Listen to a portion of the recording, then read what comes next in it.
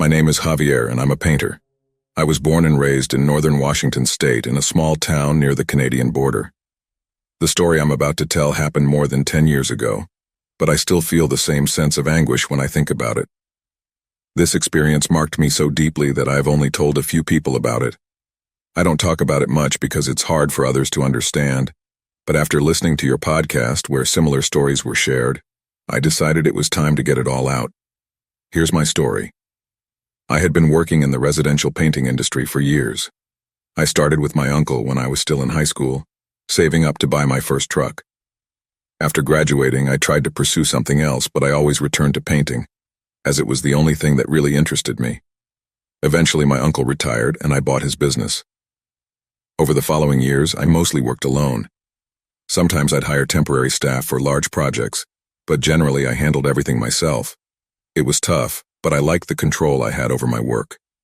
In the summer of 2012, I received a call from a woman who had seen my work at a local restaurant. She told me she had recently purchased a cabin and was in the process of remodeling it. She wanted me to age the wood on the cabinets and walls to give it a rustic look, similar to what she had seen in the restaurant. Although the job was labor-intensive, the pay was excellent, and I accepted. The cabin was about an hour north near the Canadian border in a pretty isolated area. The woman wouldn't be living there for a while as she spent her winters in the south, so I had the place completely to myself to work without interruptions. The first day I arrived, the cabin was nestled in the middle of the woods, right next to a river that, according to her, had caused some damage when it overflowed months before. The cabin itself seemed normal, but its isolation made me a little uneasy. Nevertheless, I got to work. The first few days were exhausting as I dedicated myself to preparing the wood, aging and scratching the surfaces to achieve the desired effect. However, the worst was yet to come. The following week was when I would have to apply the conversion varnish, a very potent chemical product I had used before. I knew the smell was so strong that it would take several days to properly ventilate the spaces. Moreover, I had had unpleasant experiences with this varnish before. Once, I nearly got intoxicated for not using a proper mask, so now I took no chances. On Monday of the second week, I realized I had forgotten to buy new filters for my respirator. I didn't want to drive 2 hours to get them, so I decided to use an old pressurized air suit I had in my truck. It was a bulky suit that kept air circulating to prevent me from breathing in toxic fumes. I got to work, applying the first coat of varnish. The smell was unbearable even inside the suit, but I knew it was temporary. I'd finish the job and head home late that night. Around 9 o'clock, fatigue began to set in.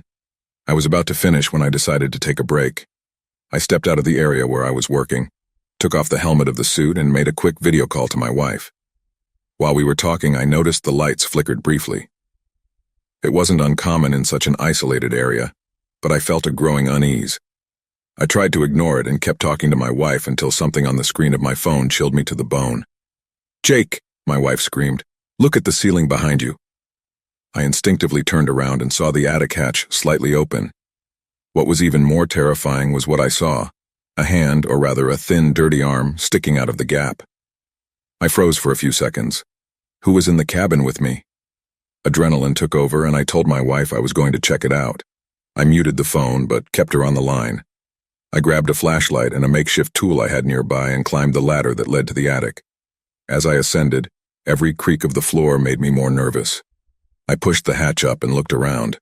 At first I didn't see anything, but then in a corner I caught a glimpse of movement. It was a figure crouched down, with tattered clothing, matted hair, and skin covered in dirt. It looked like a person, but their condition was deplorable, as if they had been living in the woods for weeks. Panic overtook me when that person looked directly into my eyes. I didn't know what to do. I had no idea how they had gotten in or how long they had been there. Were they armed?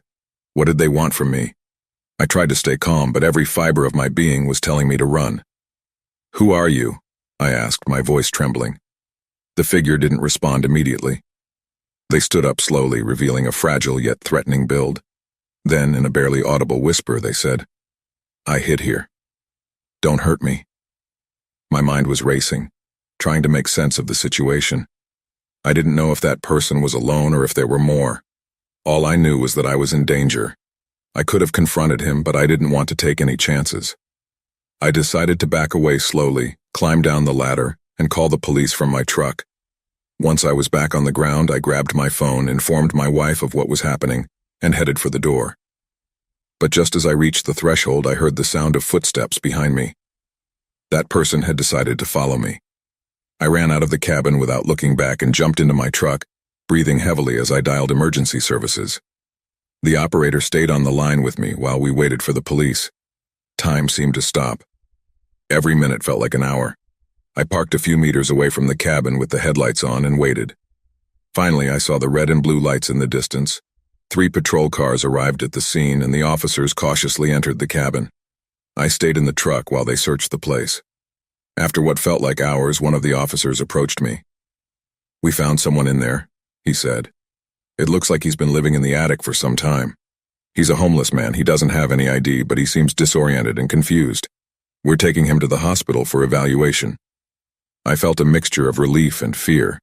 At least he wasn't a killer, but the simple fact that someone had been living in the cabin with me without my knowledge left me deeply disturbed. I still struggled to process the idea that this person had been hiding there, probably watching me without my knowing it. I finished the job a few days later, but always with the feeling that something wasn't right. Every creak of the wood, every shadow in the corner of my vision made my hair stand on end. I never felt completely safe working alone again, especially in isolated places. To this day, I don't know what led that person to hide in the cabin's attic. Maybe he was running from something or someone, or maybe he had just found a place to take refuge. All I know is that night in the cabin changed my perspective on what might be hidden in plain sight.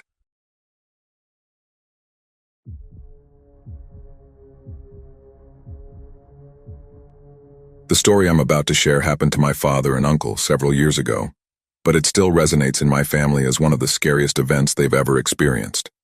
Both of them were young, full of energy, with their whole lives ahead of them, and they always loved telling stories about their trips together.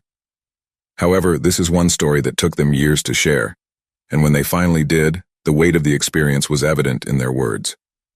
My father, whom I'll call Bastian, was a truck driver. He was 22 at the time, just starting to establish his career as a trucker. My uncle, whom I'll call Nathan, was younger, 16 years old, and on school vacation. He was fascinated by the idea of a road trip and decided to join his older brother on a long journey that would take them across the country. It was an opportunity to see new places and spend time with his brother, something they both valued a lot. Everything began on the 3rd day of their trip. They had crossed several states, enjoying the scenery, and at that point, they were entering Nevada just as the sun began to set. The long desert road stretched out before them, and while the landscape might seem monotonous to some, for them it meant freedom. However, the onset of night brought a different feeling, one of isolation. The road was deserted, and the truck's headlights were the only signs of life for miles. About an hour after entering Nevada, my father commented that it was time to make a stop. He was starting to feel tired, and a rest would be ideal to continue the trip with more energy the next day. My uncle, excited about the whole trip, agreed without hesitation. They checked the physical map they had. Yes, it was the time before GPS, and saw that the next rest area was about 5 kilometers away. Perfect, they thought. As they approached the stop, the sky had already turned a deep violet.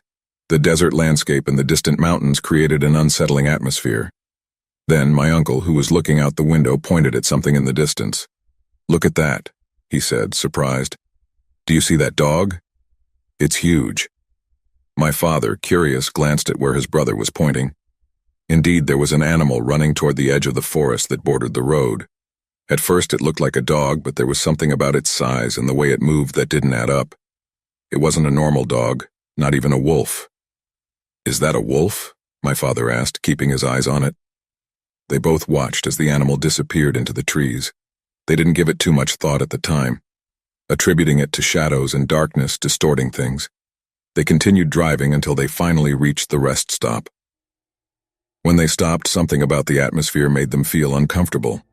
It was an almost empty stop in the middle of nowhere. The sense of isolation intensified when they got out of the truck and realized that, aside from a couple of parked cars on the other side of the lot, there were no signs of life. My father, who was usually very cautious, regretted not bringing his gun, something he always did when traveling through remote areas. "I'm going to the bathroom," my uncle said, getting out of the truck without waiting for a response. He walked off toward the public bathrooms on the other side of the stop, while my father stayed behind, finishing preparing the bed in the back of the truck. It was a routine part of their trips, making sure everything was ready before sleeping. However, he had barely started changing clothes when he heard the hurried footsteps of his brother returning. The truck door burst open and my uncle, panting, jumped inside, slamming and locking the door with a trembling hand. "What's wrong?" my father asked, frowning. He wasn't used to seeing his brother so nervous. "Nothing, nothing," my uncle responded, trying to sound nonchalant, though his ragged breathing gave him away. "I just heard something in the bushes when I came out of the bathroom. Some weird noises, probably an animal." Although my father didn't give it much thought at the time, the tension was palpable. They lay down in their respective beds, with my father on the lower one and my uncle on the upper. The night was quiet, but the desert silence had something unsettling about it. My father quickly fell asleep, but for my uncle, sleep didn't come as easily.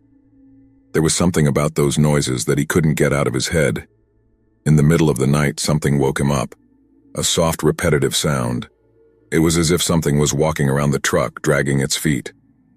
At first he thought it might be the wind or some small animal, but the sound persisted, as if someone or something was inspecting the truck. Terrified, he covered his ears with the pillow, trying to block out the noise. He didn't want to wake my father. He didn't want to seem like a coward, but the feeling of being watched wouldn't leave him alone. The next morning, the sun had already risen, bathing the Nevada desert in its scorching light. My father was the first to get up, stepped out of the truck to freshen up in the bathrooms, and returned to get everything ready for the next leg of the trip. When he came back, he noticed something strange on the passenger side door. There were scratches, as if something had clawed at the metal during the night. They were deep, long marks, as if something had tried to open the door. "Hey, look at this," he said, pointing at the marks when my uncle got out of the truck. "What the hell?" my uncle replied, his voice a mix of surprise and concern. "Do you think it was an animal?" My father wasn't sure. It could have been an animal, maybe a curious coyote wandering around the stop, but the scratches were too precise, too similar to human hand marks. Trying to stay calm, my father said they would let it go and deal with repainting the scratches later. They continued their trip, stopping at a gas station further down the road to pick up some supplies. They tried to relax, but there was something in the air that kept them on edge. As they continued driving north, the landscape became more and more desolate. At one point, they made a brief stop along the road to stretch their legs. That's when something happened. Just as they were about to get back into the truck, a loud thud sounded from the back of the trailer. They both immediately turned, but they didn't see anything. The only thing they heard was a low growl, followed by a hoarse voice that seemed to whisper, "Leave me alone." It was a human voice, but it sounded strange, as if distorted by pain or anger. Without thinking twice, my father jumped into the truck and started it up, speeding away. My uncle, looking out the window, saw something that made his face go pale. A man, or at least what looked like a man, was running alongside the truck, hitting the door with his bare hands. The most terrifying part was that this man seemed to be moving at an unnatural speed, as if it took no effort to keep up with the vehicle, which was already accelerating to over 100 kilometers per hour. The man, with a furious expression, leapt onto the truck's hood, gripping it with both hands and trying to pry open the engine. My father honked the horn desperately, but the man wouldn't let go. In a final attempt to shake him off, my father swerved the wheel sharply. The truck wobbled and the man lost his balance, falling to the ground. They felt the truck run over him, but what terrified them most was the distant scream they heard, a scream of rage, as if the man was still cursing them. Terrified, they kept driving at full speed, not looking back. They didn't stop until they reached their destination. There, they left the truck at the company terminal, making up an excuse so they wouldn't have to talk about what had happened. However, they decided they would never make that road trip again. They asked their father to buy them plane tickets back to Seattle. The fear still consumed them. When they got home, their father asked them what had happened, but they remained silent. They couldn't explain what they had experienced, and to this day, they have never spoken about that event again. What happened on that trip remains a mystery, one they prefer not to unearth.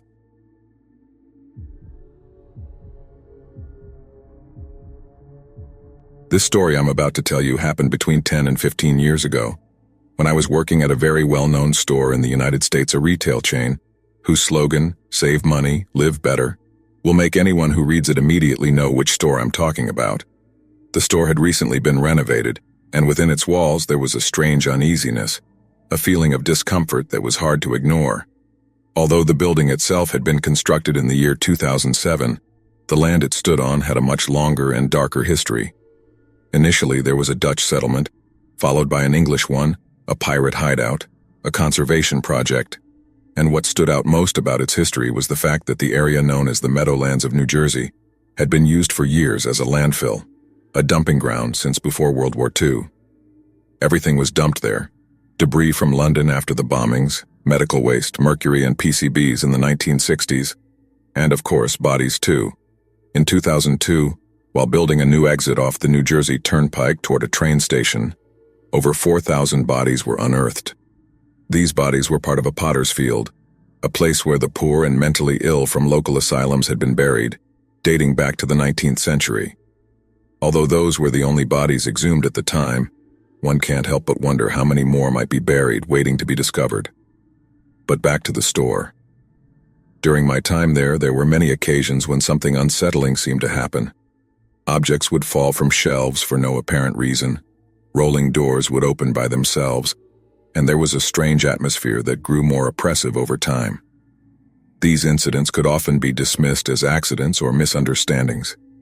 Maybe the products weren't placed properly and fell, or the door had a malfunction. However, there was one particular day that chilled me to the bone and made me question everything that had been happening in that store. It was nighttime, and I was working the overnight shift, organizing the shelves and making sure the store was ready for the morning when most customers would arrive to shop. I had finished unloading the goods that had arrived on the truck earlier that afternoon and set out to find my coworkers, whom I'll call Carlos and Luis. I needed their help to move some TVs from the back of the store. As I walked toward the storage area, I saw Carlos standing a few meters away from me, staring at me intently. I smiled when I saw him and called out to him. "Perfect timing, see? I was just looking for you to help me with the TVs." However, he didn't respond. He just stared at me for a few more seconds, then turned around and walked toward the storage area without saying a word. I was a bit annoyed that he ignored me, especially because I knew he had heard me. The electronics section had background music, but it wasn't loud enough for him not to hear me. Despite my frustration, I decided to follow him, calling his name several times as I walked. He wasn't too far ahead, maybe 6 or 7 meters, so I didn't lose sight of him. I watched as he turned the corner at the last aisle before the storage room, and just 2 or 3 seconds later I rounded the corner too. But when I did, Carlos was gone. The double doors leading to the storage room weren't moving, indicating that no one had pushed through them recently. I was baffled. He couldn't have disappeared that quickly. Still, I pushed the doors open and entered the storage room, convinced I'd find him there. It didn't make sense for him to vanish so fast. I reached the end of the hallway and headed toward the area where we stored the TVs. I was sure Carlos had to be there, but I didn't see him right away. I heard voices in the back, and as I got closer, I recognized my coworkers Carlos and Luis chatting animatedly as they worked. My frustration grew. I couldn't believe they had ignored me like that. "What the hell, see?" I started to say, visibly annoyed. Luis, who was in the middle of taking a TV down from one of the shelves, looked at me with a mix of confusion and surprise. "What the hell, what?" he asked, setting the TV down on the lower shelf before turning toward me.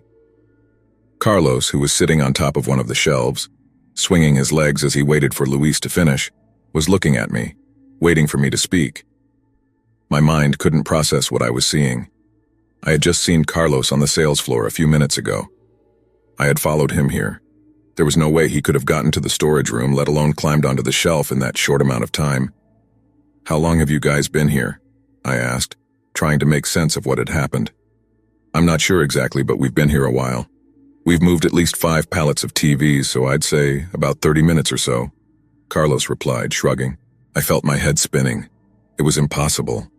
I had seen him on the sales floor just minutes earlier. How could he have been here working with Luis the whole time? "Are you sure you've been together the entire time?" I insisted, even though I already knew the answer. "Yeah, of course, we've been here for a while," Luis confirmed, looking at me like I was crazy. I sighed, running a hand through my hair. I told them what had happened, how I had seen Carlos in the store, how I had followed him to the storage room, and how he had disappeared just before I got there. "Are you sure it was me?" Carlos asked, scratching his cheek, clearly skeptical. "Of course it was you," I replied, irritated. "I saw you clearly. You don't have a twin brother who works here, do you?" Luis let out a nervous laugh, then said quietly, "Maybe you saw a double." The idea made me laugh, but it was an empty laugh. The incident had left me perplexed. No matter how hard I tried to find a logical explanation, I couldn't. For the rest of the night, as we worked with the TVs, I couldn't stop thinking about what had happened. There was no way Carlos could have made it to the storage room that quickly, let alone been working there the whole time he said. It was as if I had seen someone else, someone who looked exactly like him. Over time, I've tried to rationalize what happened. Maybe it was a coincidence, maybe I was tired and imagining things. But as the years have passed, I keep thinking about that moment. And while I never experienced anything that strange again in that store, I still can't fully explain it.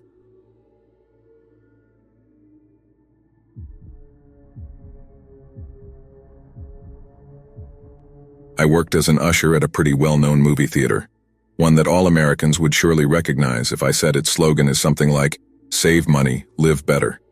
For the past 5 years I've worked there, and although I've seen many regular customers, there are 3 who stand out, but not because they come to watch a movie every day.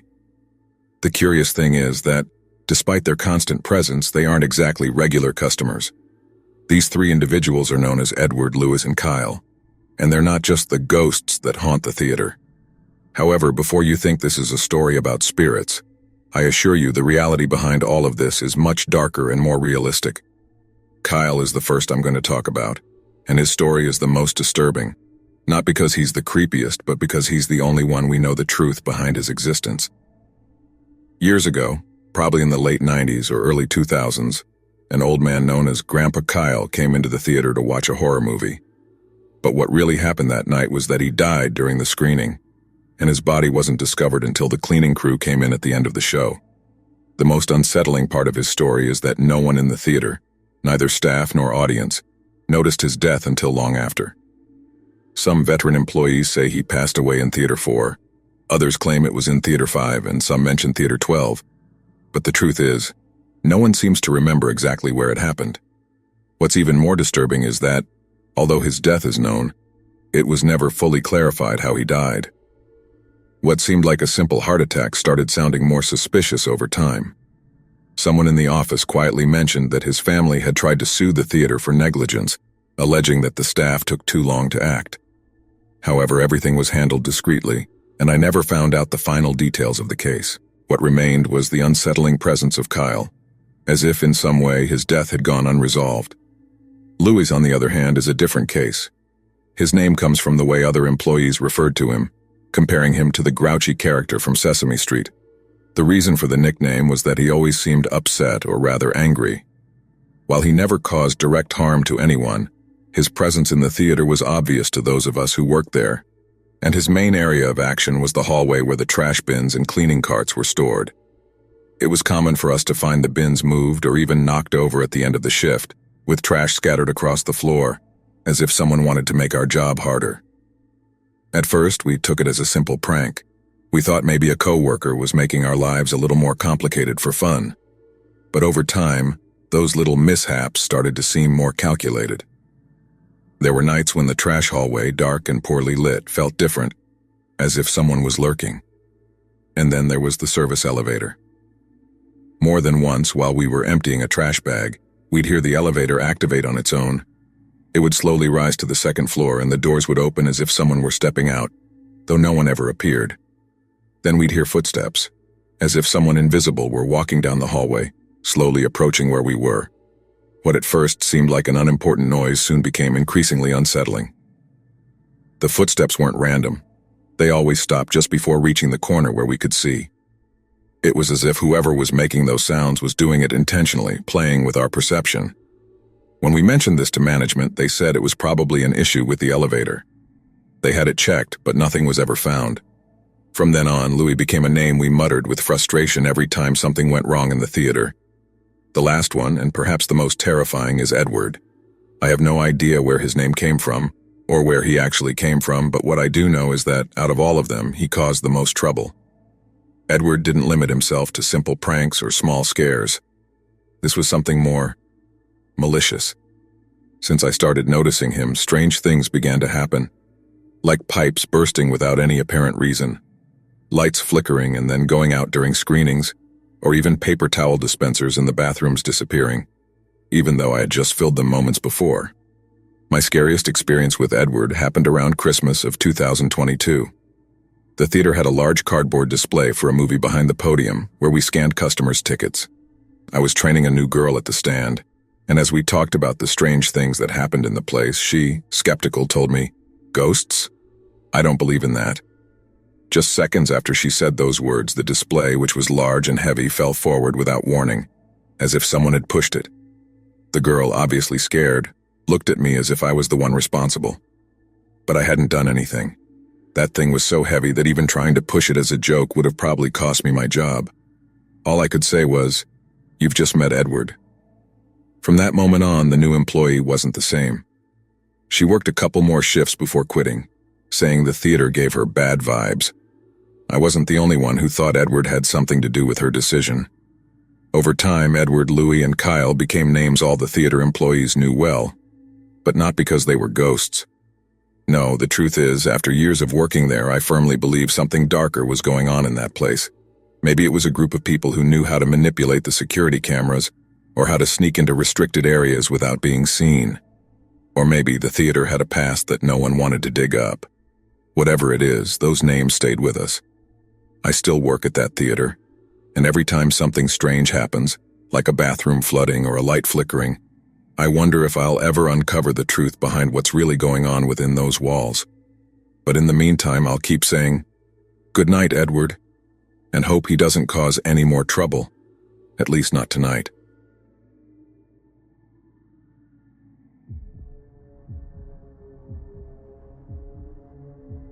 I've been working as a security guard at a large supermarket, one of those that are open 24 hours for over 10 years. Throughout all that time, my nights have been relatively calm.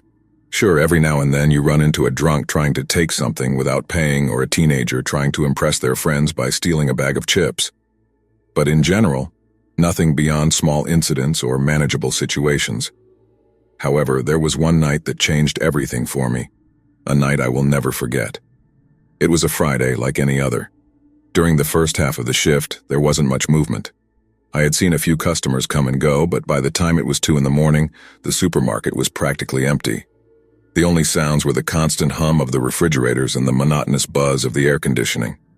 To be honest, those quiet nights often felt endless, and since I was already used to the routine, I barely paid attention to the security cameras monitoring the aisles and entrances. I settled into my security booth with a freshly made coffee to help me stay awake during the long hours ahead. I quickly checked the monitors. Everything seemed in order. The shelves gleamed under the white lights. The aisles were completely empty, and the only things moving in the store were the shadows cast by the refrigerators. Everything was normal, or at least so I thought. A few minutes passed, and suddenly I noticed something strange on one of the cameras pointing toward the back aisles, right where the cleaning products were. There was a slight movement, a shadow, but I couldn't quite make out what it was. At first, I thought it was just a reflection, maybe a plastic bag moving with the air current, or perhaps one of the lights flickering. But something inside me made me doubt. I frowned and zoomed in on the camera to get a better view. That's when I saw them. A group of people walking down that aisle, moving with slow and calculated steps. The most unsettling thing was how they were dressed. They wore long, dark cloaks that covered most of their bodies. At first glance, they looked like faceless figures, as they wore white, expressionless masks. Immediately, a feeling of unease ran through me. Who were they? How had they entered without me seeing? My job was to make sure no one entered the supermarket outside of hours and to watch for any suspicious behavior inside. But these individuals didn't just seem strange. They clearly weren't there to shop. Something wasn't right. For a moment, I was frozen, staring at the screen, not knowing what to do. I wanted to think that maybe they were just teenagers playing a prank, but something about their behavior told me this was more serious. They walked with an eerie precision, as if they knew exactly what they were doing and where they wanted to go. Everything seemed planned. Finally, I snapped out of it and decided to make my round, leaving the booth with my heart racing. I walked through the aisles, trying to be stealthy, heading toward the cleaning products section where I had seen them. As I got closer, I heard faint sounds, like murmurs, but I couldn't make out what they were saying. I reached the end of the aisle and peeked around the corner, but to my surprise, no one was there. The group of people I had seen just minutes earlier had vanished. My mind started racing with 1,000 theories. Could they have moved that quickly? Had they slipped out through a back door I hadn't seen? The only thing I knew was that I couldn't have imagined it. I had seen them clearly on the cameras. I went back to the security booth and checked the cameras again, this time scanning all areas of the supermarket. That's when I saw them again, now in one of the central aisles. But this time they weren't alone. In the middle of the group, they had placed something on the floor. I zoomed in on the camera for a closer look and noticed they were drawing symbols with what looked like salt, forming a strange circle, like a diagram on the supermarket floor. Right next to it, they lit candles.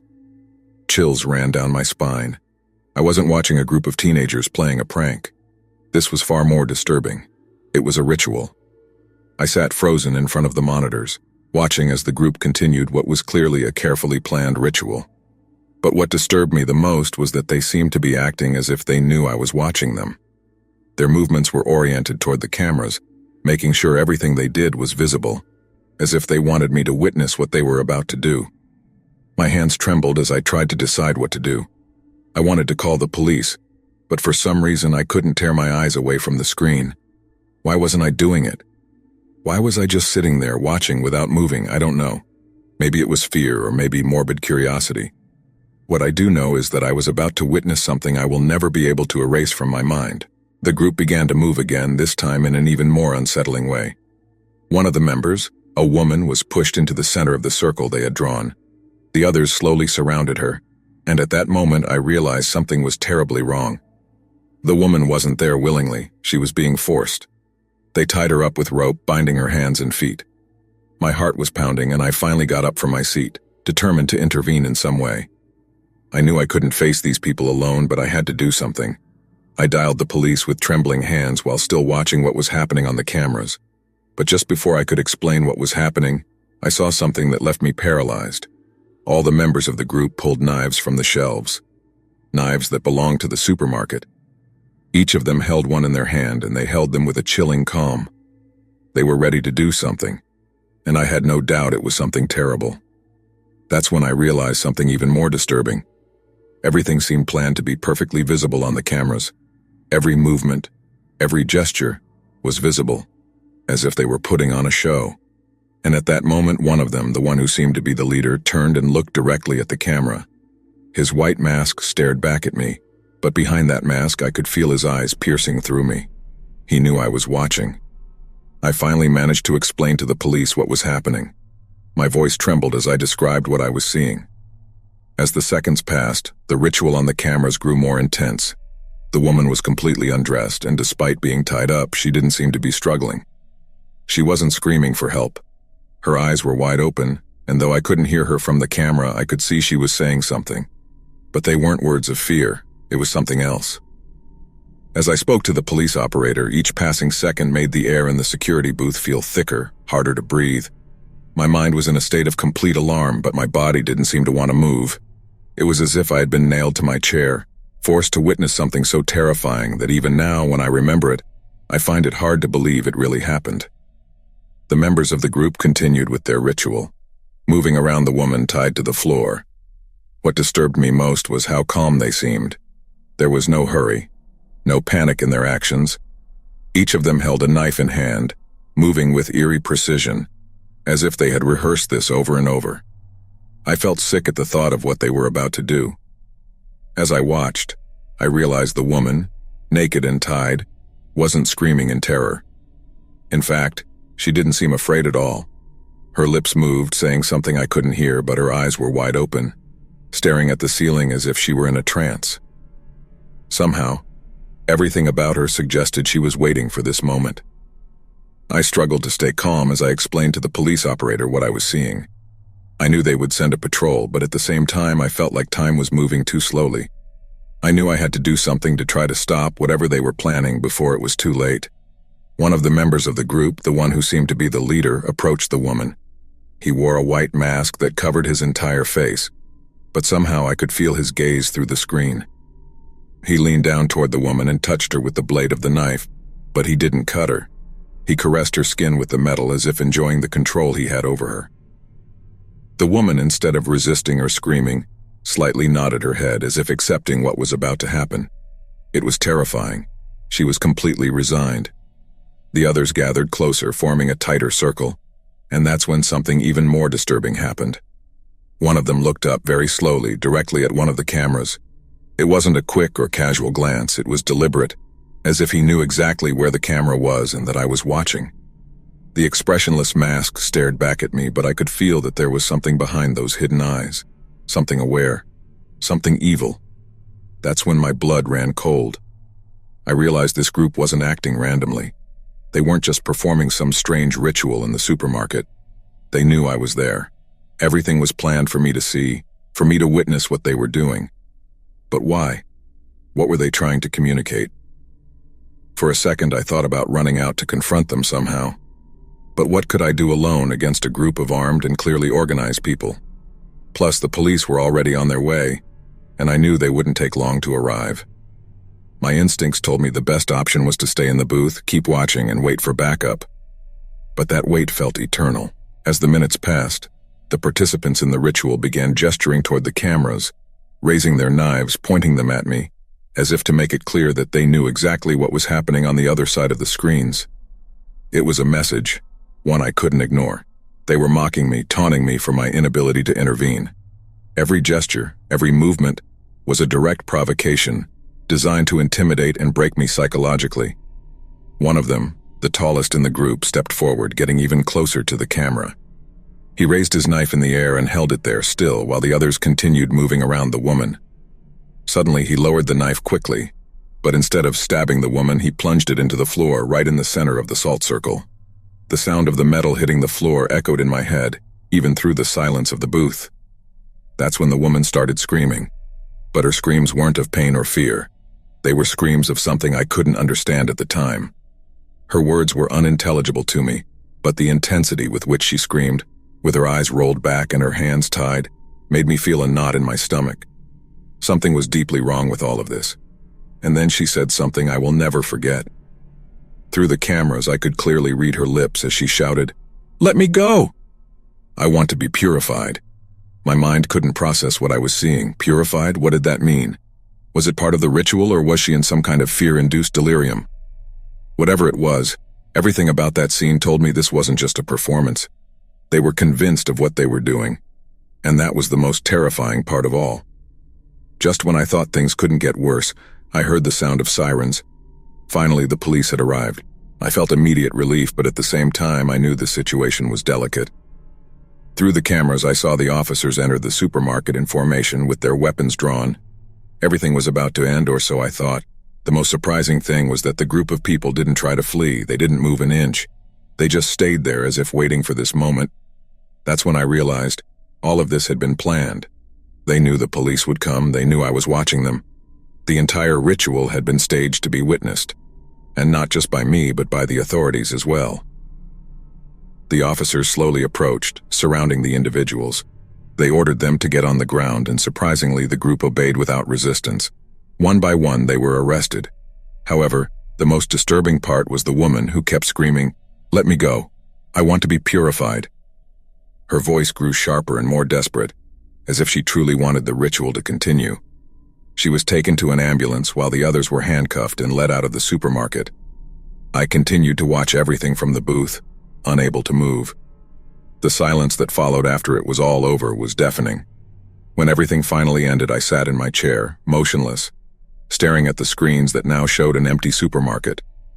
No more moving shadows, no more terrifying rituals, just disorganized shelves and a few products scattered on the floor. The lights shone cold and indifferent, as if nothing out of the ordinary had happened. But I knew better. Something had changed, not just in the supermarket, but also in me. The images of what I had just witnessed kept playing over and over in my head. The woman, the knives, the symbols drawn in salt, and above all, that phrase, "Let me go. I want to be purified." I couldn't stop thinking about her face, her blank stare, as if she truly believed in what she was saying. I wondered who she was, how she had gotten involved in something so dark, and what had led her to desire being purified in that way. As I was lost in those thoughts, The door to the booth suddenly opened. It was one of the officers who had been on the scene. His expression was serious, but it was clear he was trying to remain professional. "Are you all right, sir?"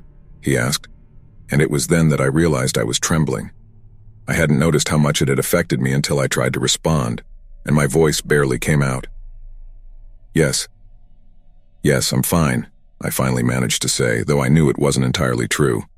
The officer asked me to accompany them outside to give a statement. I stood up, my legs still shaky, and followed him through the supermarket aisles.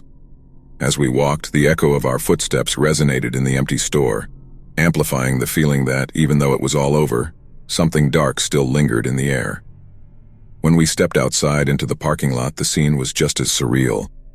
Several police cars with flashing lights surrounded the area, and further away, an ambulance stood with its doors open. The woman they had tied up during the ritual was inside the ambulance. But even from where I stood, I could hear her muffled screams through the vehicle's walls. She kept insisting, despite the paramedics' attempts to calm her. "Let me go. I want to be purified." I approached one of the officers who seemed to be in charge, a middle-aged man with a tired face from what had clearly been a long night. He asked me a few quick questions: what I had seen, when I first noticed the group, whether I had interacted with any of them. I answered as best I could, though it was difficult to keep my mind clear after everything I had witnessed. When I finished giving my statement, I asked if they knew who those people were and what they were doing. The officer frowned and looked toward the supermarket before responding.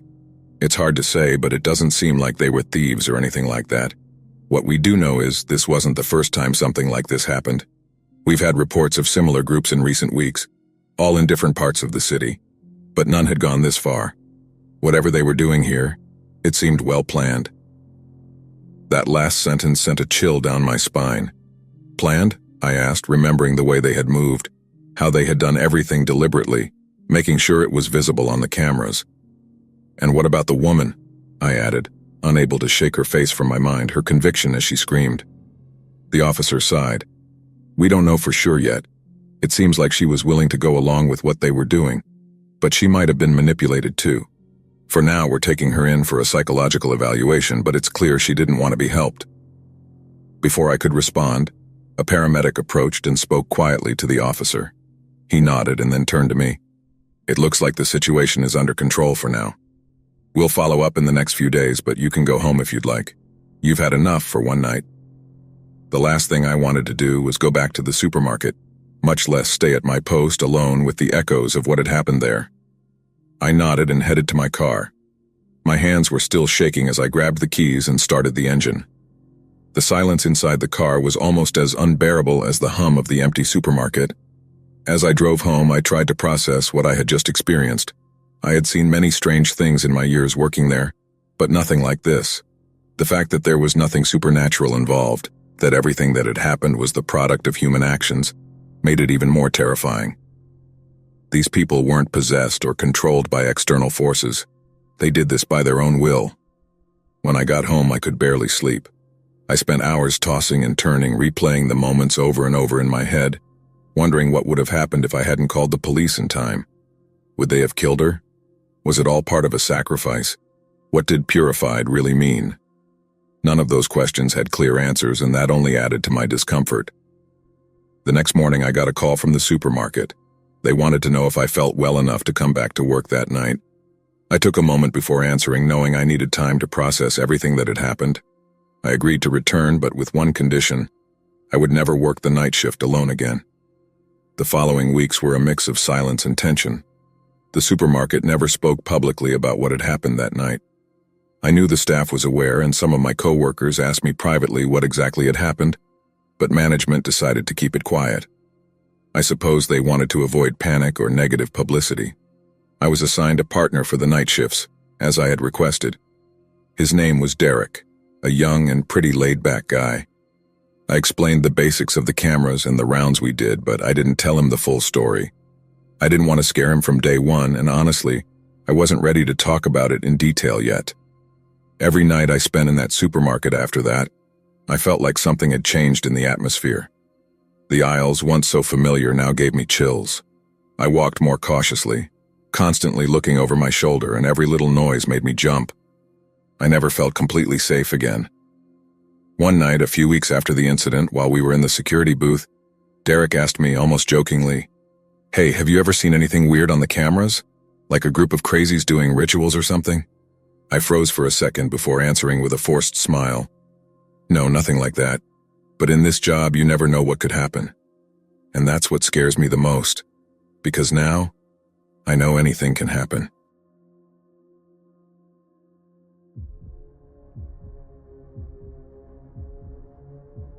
Working as a delivery driver has its good and bad days, just like any other job.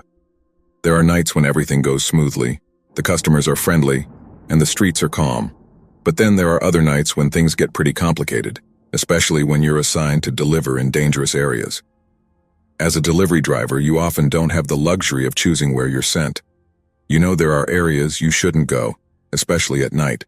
But when your job depends on it, you just do it. This story happened a few months ago on a night I thought would be just like any other. But it turned out to be the night I came the closest to losing my life. It was a Friday, one of those days when the orders just keep coming. From early on, my phone wouldn't stop ringing, and my boss kept reminding me that delivery times were key. I had already been delivering for a few hours, and although I was a bit tired, I knew I'd make good money that night. Around 10 at night, I got an order for a neighborhood that already made me a little uncomfortable, a part of town known for being dangerous, especially after dark. It wasn't the first time I had to go there, but I had recently heard rumors about gangs and violence in the area. My coworkers had warned me several times to be careful. Despite my doubts, I accepted the order.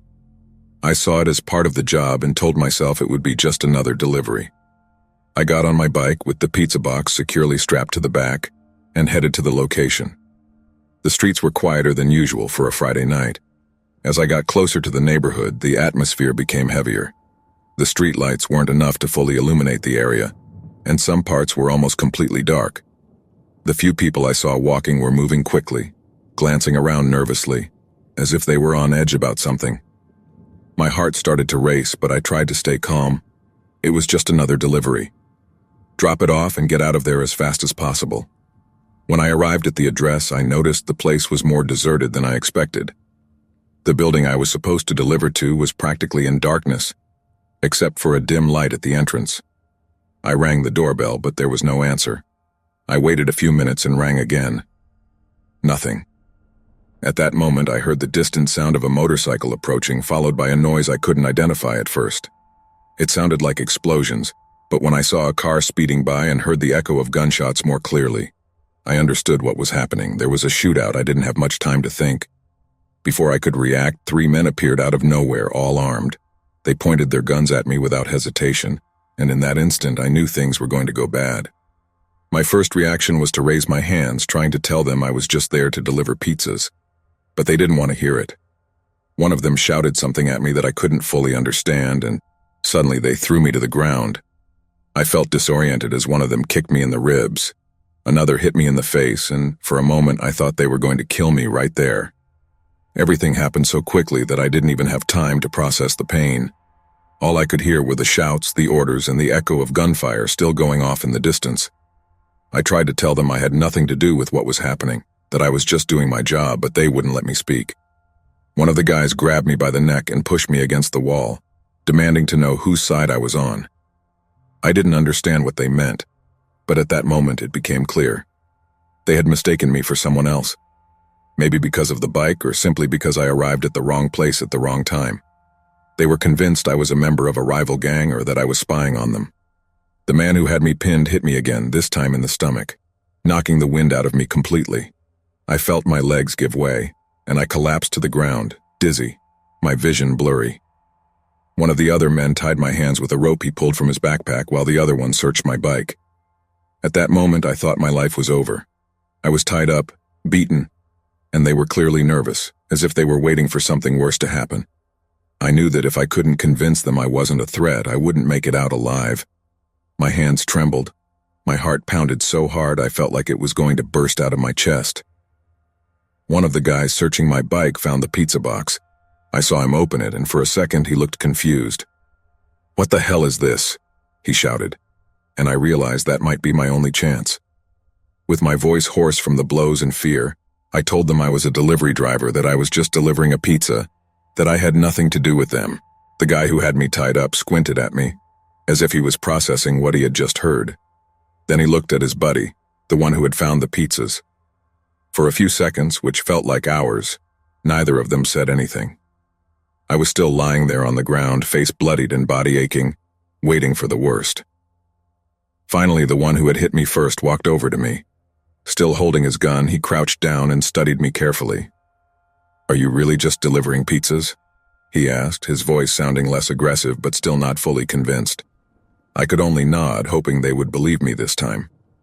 The man gestured to one of his companions, who came over and began searching through my wallet. He found my documents and the receipt for the order, which had the customer's name and address. He looked at it for a few seconds and then turned to the guy who seemed to be the leader of the group.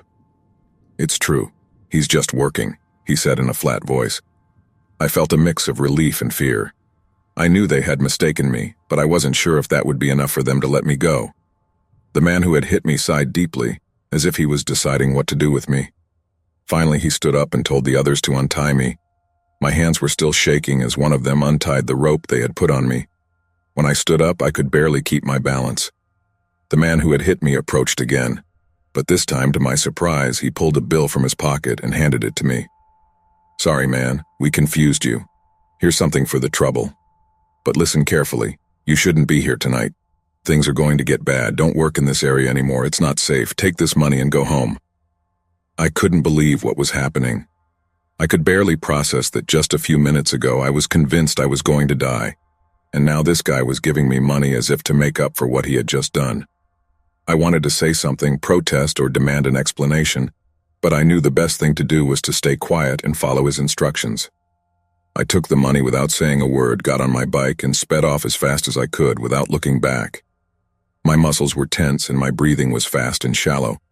As I drove away from the area, the gunfire and chaos faded behind me, but the fear clung tightly to my chest. I didn't know how many minutes had passed since it all started, but it felt like an eternity. When I got home that night, I sat on my bike for several minutes before going inside. My body was still trembling and the blows I had received were starting to hurt more now that the fear was fading. My mind kept replaying how close I had come to dying that night, all because of a misunderstanding, for being in the wrong place at the wrong time. The next morning, the first thing I did was call my boss. I didn't tell him all the details of what had happened. I just told him I needed to be reassigned to a different area. I couldn't go back to working in that neighborhood, not after what had happened to me. I knew it wouldn't be safe for me to keep going there. I was marked, as they say, and I didn't want to risk it next time not being as lucky. To this day, I still think about that night. I know that if I hadn't had that pizza, if they hadn't checked the box in my documents, I probably wouldn't be here telling this story. Maybe they would have killed me right there, without a second thought, just because of a misunderstanding. That thought haunted me even weeks after the incident. The day after, my body felt sore, and every time I tried to move, I felt sharp pains in my ribs and face where they had hit me. Still, I called my boss early in the morning and asked to be reassigned. I didn't give him the details. I just told him I had had a bad experience and couldn't keep working in that neighborhood. My boss didn't ask much. I think he already knew why, because I wasn't the first driver to ask for the same. Dangerous areas always had that effect on us. In the days that followed, I tried to get back to normal. They gave me a new route in a quieter and safer area. But even so, every time I got on the bike to deliver, I couldn't stop thinking about what had happened that night. The fear didn't go away. It was always there, ever present, like an invisible ghost that followed me wherever I went. Sometimes, while driving, I would glance in the rearview mirrors with an anxiety I couldn't control, expecting to see those guys again or someone following me. I remember a few days after the incident, I went to the doctor to get the bruises checked out. Nothing serious, just some contusions. But the physical pain wasn't what worried me the most. It was the fear. Fear that at any moment a similar situation could happen again. Because in my line of work, you don't always have control over where you're sent or who you run into. And most of the time, you don't even know what to expect. What impacted me the most, however, was how those men treated me in the end. First, they beat me, tied me up, and almost killed me over a simple misunderstanding. And then, one of them gave me money, apologized, and tried to convince me that what they did wasn't so bad. That mix of violence and apologies disturbed me deeply. How could someone hurt you like that and then try to make up for it with a few bills and an empty apology? I couldn't understand it. Finally, about a month after the incident, I made a decision. I quit my job. I knew I couldn't keep going like that, not with the constant fear following me on every delivery. My boss understood, though he didn't ask for details. I just told him I needed to do something different, something that wouldn't keep me on edge all the time. It took me a while to find another job, but I did. It wasn't what I expected, but at least I didn't have to face fear every night. Sometimes when I drive near that area, I still think about what happened. The images of that night keep replaying in my mind, as if they had been permanently burned into my memory. I can't help but wonder what happened to those guys, if they're still doing the same thing, if they'll ever run into another delivery driver, and if this time they'll have the same consideration they had with me. Sometimes I think about what would have happened if that night I hadn't had pizzas, if they had fully mistaken me for someone else. Maybe I wouldn't have had the chance to tell this story. Even today, though I try to leave it behind, that memory still haunts me.